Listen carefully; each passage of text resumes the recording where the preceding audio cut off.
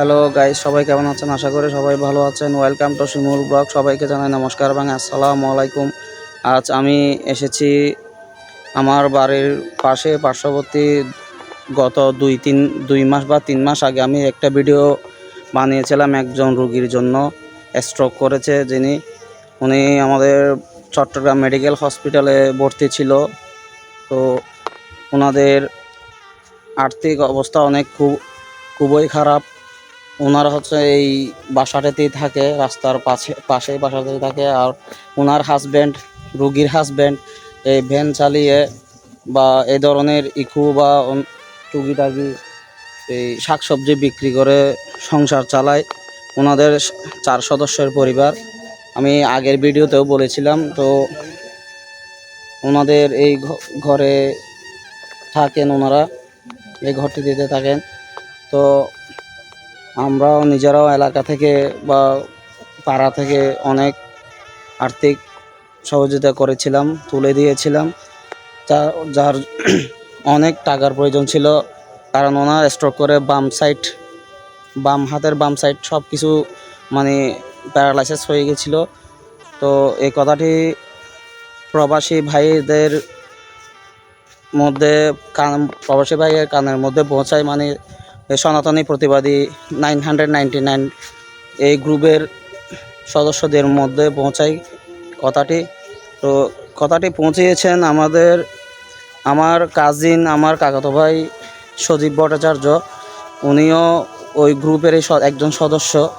তো ওনারা এই গত 4 দিন আগে টাকা পাঠিয়েছেন। আমার ভাই আমাকে ফোন করে বলেছিল যে টাকাটা ওনাদের হাতে তুলে দে, কারণ আমি আমার মাধ্যমে তুলে দিতে বলতেছে, কারণ ওনারা প্রবাস থেকে তো এসে এই টাকাটা তুলে দিতে পারতেছে না। তো চলুন আমরা ওনার হাতে টাকাটা প্রদান করে দিই। তো ওনারা প্রায় সনাতনী প্রতিবাদী 999 পক্ষ থেকে 7,500 টাকা দান করেছে, মানে সাহায্য করেছে। তো আসেন রুগীর হাতে টাকাগুলো তুলে দিয়ে। আসলে ওনাদের ঘরের মধ্যে কেউ নাই। অনেক একটা ওনার ছোট ছেলে এবং উনি আছে, বড় ছেলে বাইরে গেছে, ওনার হাজব্যান্ডও বাইরে গেছে কাজে। এখন হচ্ছে ও হচ্ছে ছোট ছেলে। তো উনি হচ্ছে রুগী। তো আমরা ওনার হাতে এই টাকাটা প্রদান করে দিচ্ছি আমার দাদার মাধ্যমে। টাকাটা আমার দাদার মাধ্যমে এসেছে। তো এখানে প্রায় 7,500 টাকা মানে এই সনাতনী প্রতিবাদী 999 পক্ষ থেকে এসেছে। তো উনি হচ্ছে রুগী। ওনার এই বাম সাইডের অবস্থা খুবই খারাপ। অনেক টাকার প্রয়োজন। আসলে থেরাপি দেওয়ার জন্য কোনো উপায় নেই, মানে টাকার অনেক প্রয়োজন। তাই প্রবাসী ভাইয়েরা এই টাকাটি পাঠিয়েছে। অসংখ্য ধন্যবাদ জানাই সনাতনী প্রতিবাদী 999 গ্রুপটিকে। ওনারা সবসময় সনাতন ধর্মের পক্ষ হয়ে কাজ করে। তো রুগীকে কিছু বলবো, আমার ভাষাও নেই, কারণ উনি কথাও বলতে পারতেছে না ভালো করে। আমার ছোট ছেলেও কি বলবে আমি জানি না, ওনার হাজব্যান্ডও এখানে নেই। তো আমি তবুও বলার চেষ্টা করতেছি। তো আপনাকে যারা টাকাগুলো পাঠিয়েছে তাদেরকে একটা ধন্যবাদ জানান। ধন্যবাদ। নমস্কার।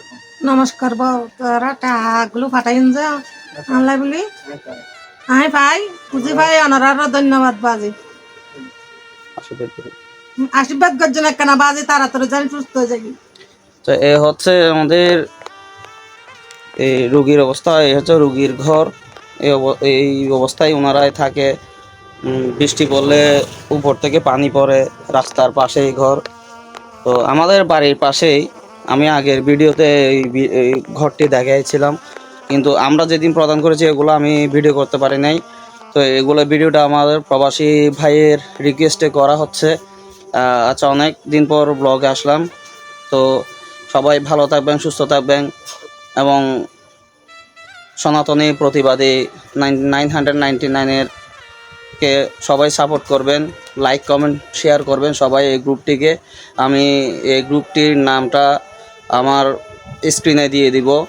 তো আমি আবারও সনাতনী প্রতিবাদী 999কে গ্রুপটিকে অসংখ্য অসংখ্য ধন্যবাদ জানাই যে উনি আমাদের এই রুগীর জন্য আর্থিক সহযোগিতা পাঠিয়েছেন। ওনারা বাংলাদেশের বিভিন্ন জেলায় এ ধরনের কাজ করে থাকেন, শুধু সনাতনীদের এই নিয়ে কাজ করে থাকেন। তো সবাইকে জানাই ধন্যবাদ। সবাই সুস্থ থাকবেন, ভালো থাকবেন। নমস্কার।